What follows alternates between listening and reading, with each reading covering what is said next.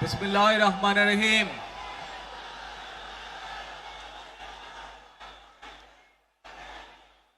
প্রিয় বাংলাদেশ, উপস্থিত প্রিয় মুরব্বীবর্গ, মঞ্চে উপস্থিত জাতীয় নেতৃবৃন্দ, আমার সামনে উপস্থিত প্রিয় ভাই ও বোনেরা এবং মিডিয়ার মাধ্যমে সমগ্র বাংলাদেশ থেকে যারা দেখছেন এই অনুষ্ঠান, প্রিয় ভাই বোনেরা, প্রিয় মা বোনেরা, আসসালামু আলাইকুম। প্রিয় ভাই বোনেরা, আজ প্রথমেই আমি রব্বুল আলামিনের দরবারে হাজারো লক্ষ কোটি শুকরিয়া জানাতে চাই। রব্বুল আলামিনের অশেষ রহমতে আজ আমি আমার প্রিয় মাতৃভূমিতে ফিরে আসতে পেরেছি আপনাদের দোয়ায়, আপনাদের মাঝে। প্রিয় ভাই বোনেরা, আমাদের এই প্রিয় মাতৃভূমি 1971 সালে লাখো শহীদের রক্তের বিনিময়ে অর্জিত হয়েছিল। ঠিক একইভাবে 75-এ আবার 7ই নভেম্বর আধিপত্যবাদীদের হাত থেকে রক্ষার জন্য সেদিন সিপাহী জনতার বিপ্লবের মাধ্যমে আধিপত্যবাদের হাত থেকে দেশকে রক্ষা করা হয়েছিল। একইভাবে পরবর্তীতে 90-এ স্বৈরাচারের বিরুদ্ধে এদেশের জনগণ, এদেশের খেটে খাওয়া মানুষ তাদের গণতান্ত্রিক অধিকারকে ছিনিয়ে এনেছিল। কিন্তু তারপরেও ষড়যন্ত্রকারীদের ষড়যন্ত্র থেমে থাকেনি।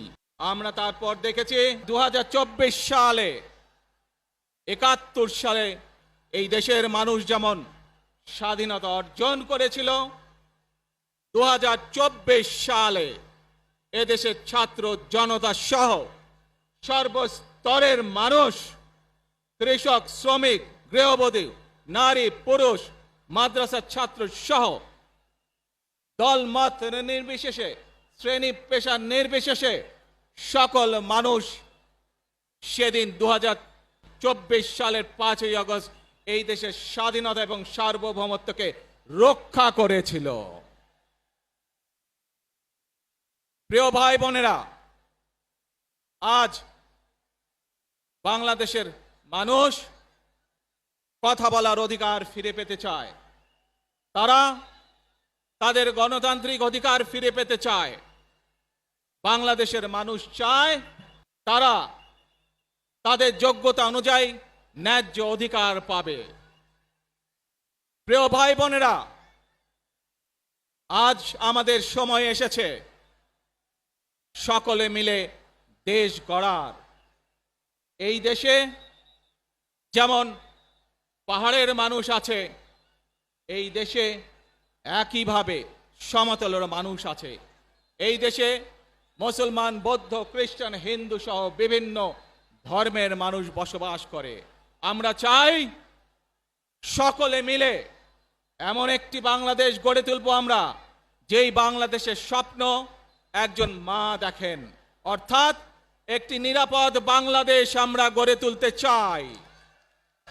যে বাংলাদেশে একজন নারী, একজন পুরুষ, একজন শিশু যেই হোক না কেন নিরাপদে ঘর থেকে বের হলে নিরাপদে ইনশাআল্লাহ ঘরে আবার ফিরে আসতে পারে।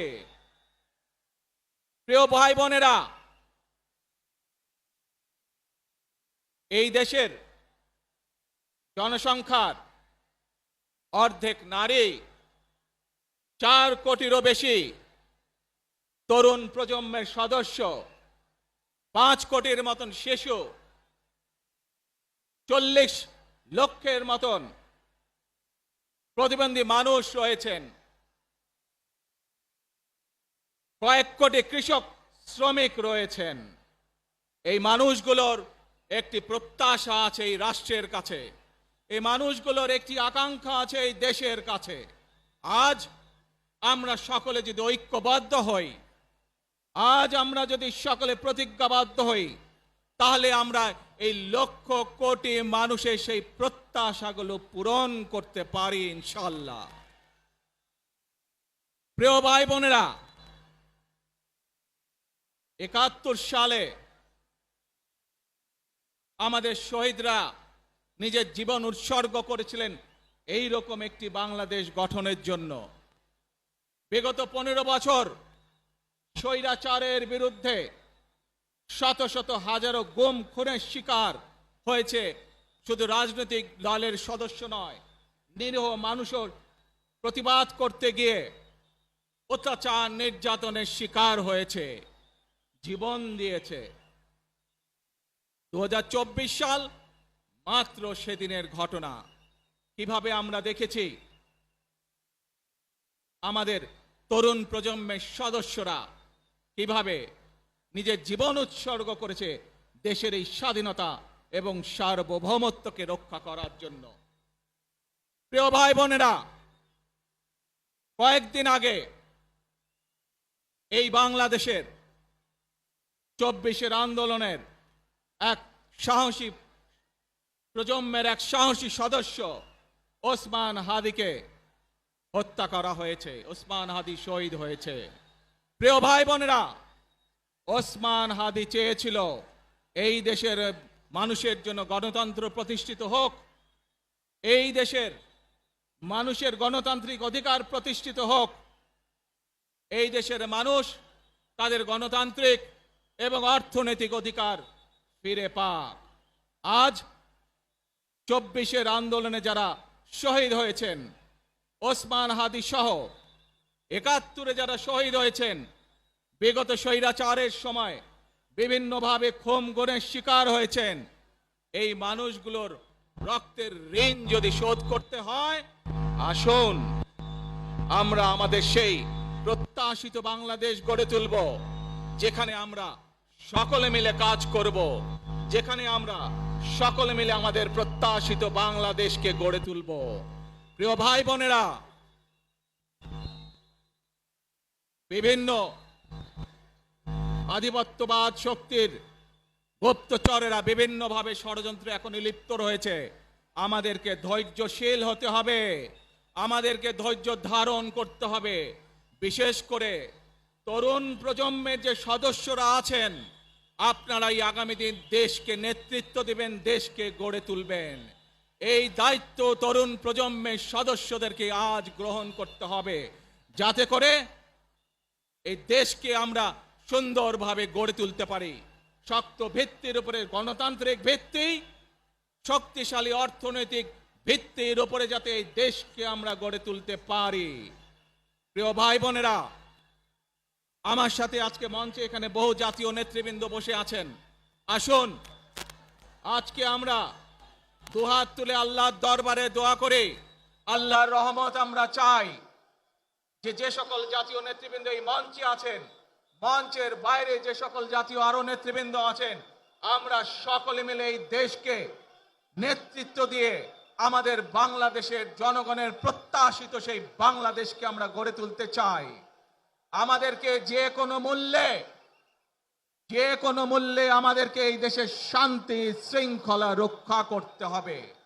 যে কোনো উস্কানির মুখে আমাদেরকে ধীর শান্ত থাকতে হবে। প্রিয় ভাই বোনেরা, আমরা দেশের শান্তি চাই, আমরা দেশের শান্তি চাই, আমরা দেশের শান্তি চাই। প্রিয় ভাই বোনেরা, মার্টিন লুথার কিং নাম শুনেছেন না আপনারা? নাম শুনেছেন তো আপনারা? মার্টিন লুথার কিং, তার একটি বিখ্যাত ডায়লগ আছে, আই হ্যাভ এ ড্রিম। আজ এই বাংলাদেশের মাটিতে দাঁড়িয়ে আপনাদের সকলের সামনে আমি বলতে চাই, বাংলাদেশ জাতীয়তাবাদী দলের একজন সদস্য হিসাবে আপনাদের সামনে আমি বলতে চাই, I have a plan for the people of my country, for my country. আজ এই পরিকল্পনা দেশের মানুষের স্বার্থে, দেশের উন্নয়নের জন্য, দেশের মানুষের ভাগ্যের পরিবর্তনের জন্য যদি সেই প্ল্যান, সেই কার্যক্রম, সেই পরিকল্পনাকে বাস্তবায়ন করতে হয়। প্রিয় ভাই বোনেরা, এই জনসমুদ্রে যত মানুষ উপস্থিত আছেন, এই সারা বাংলাদেশে গণতন্ত্রের শক্তি যত মানুষ উপস্থিত আছেন, প্রত্যেকটি মানুষের সহযোগিতা আমার লাগবে। প্রত্যেকটি মানুষের সহযোগিতা আমাদের লাগবে। আপনারা যদি আমাদের পাশে থাকেন, আপনারা যদি আমাদেরকে সহযোগিতা করেন, ইনশাআল্লাহ আমরা আই হ্যাভ এ প্ল্যান বাস্তবায়ন করতে সক্ষম হব। আসুন আমরা আল্লাহ রব্বুল আলামিনের দরবারে হাত তুলে প্রার্থনা করি, আমরা যেন, হে রব্বুল আলামিন, হে একমাত্র মালিক, হে একমাত্র পরওয়ারদিগার, হে একমাত্র রহমত দানকারী, হে একমাত্র সাহায্যকারী, আজ আপনি যদি আমাদেরকে রহমত দেন, তাহলে আমরা এই দেশের মানুষ কঠোর পরিশ্রম করার মাধ্যমে আমাদের প্রত্যাশিত বাংলাদেশকে গড়ে তুলতে পারবো। আজ যদি আল্লাহর রহমত এই দেশ এবং এই দেশের মানুষের পক্ষে থাকে, আল্লাহর সাহায্য, আল্লাহর দয়া এই দেশের মানুষের উপরে, এই দেশের উপরে থাকে, ইনশাআল্লাহ আমরা আমাদের প্রত্যাশিত বাংলাদেশ গড়ে তুলতে সক্ষম হব।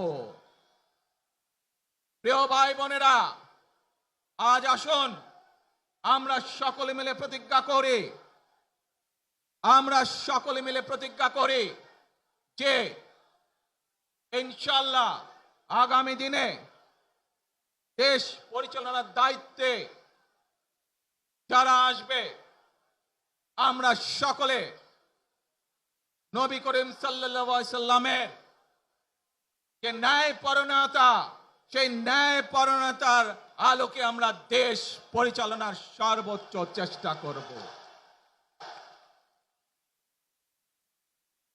প্রিয় ভাই বোনেরা, আজ আপনারা জানেন এখান থেকে আমি আমার মা দেশনেত্রী খালেদা জিয়ার কাছে যাব। একটি মানুষ, যে মানুষটি এই দেশের মাটি, এই দেশের মানুষকে নিজের জীবনের থেকেও বেশি ভালোবেসেছেন, তার সাথে কি হয়েছে আপনারা প্রত্যেকটি মানুষ সে সম্পর্কে অবগত আছেন। সন্তান হিসাবে আপনাদের কাছে আমি চাইবো, আজ আল্লাহর দরবারে আপনারা দোয়া করবেন যাতে আল্লাহ ওনাকে তৌফিক দেন, উনি যাতে সুস্থ হতে পারেন। প্রিয় ভাই বোনেরা, সন্তান হিসাবে আমার মন আমার মায়ের বিছানার পাশে পড়ে আছে সেই হাসপাতালের ঘরে, কিন্তু সেই মানুষটি যাদের জন্য জীবনকে উৎসর্গ করেছে, অর্থাৎ আপনারা এই মানুষগুলোকে, যাদের জন্য দেশনেত্রী খালেদা জিয়া জীবন উৎসর্গ করেছেন, নিজের জীবন, সেই মানুষগুলোকে আমি কোনোভাবেই ফেলে যেতে পারি না। এবং সেজন্যই আজ হাসপাতালে যাবার আগে আপনাদের প্রতি সহ টেলিভিশনগুলোর মাধ্যমে যারা সমগ্র বাংলাদেশে আমাকে দেখছেন, আপনাদের সকলের কাছে কৃতজ্ঞতা প্রকাশ করার জন্য আজ আমি এখানে দাঁড়িয়েছি আপনাদের সামনে। প্রিয় ভাই বোনেরা, আসুন আমাদেরকে আজকে নিশ্চিত করতে হবে, আমরা যে ধর্মের মানুষ হই, আমরা যে শ্রেণীর মানুষ হই, আমরা যে দলেরই রাজনৈতিক দলের সদস্য হই অথবা একজন নির্দলীয় ব্যক্তি হই, আমাদেরকে নিশ্চিত করতে হবে যে কোনো মূল্যে আমরা আমাদের এই দেশের শান্তি শৃঙ্খলাকে ধরে রাখতে হবে। যে কোনো মূল্যে যে কোনো বিশৃঙ্খলাকে পরিত্যাগ করতে হবে। যে কোনো মূল্যে আমাদেরকে নিশ্চিত করতে হবে যাতে মানুষ নিরাপদ থাকতে পারে। শিশু হোক, নারী হোক, পুরুষ হোক, যে কোনো বয়স, যে কোনো শ্রেণী, যে কোনো পেশা, যে কোনো ধর্মের মানুষ যেন নিরাপদ থাকে, এই হোক আমাদের চাওয়া আজকে। প্রিয় ভাই বোনেরা, আসুন প্রিয় ভাই বোনেরা, সবাই মিলে আজ আমরা প্রতিজ্ঞাবদ্ধ হই, সবাই মিলে করব কাজ। কে জোরে আরো, সবাই মিলে করব কাজ, করব মোদের বাংলাদেশ।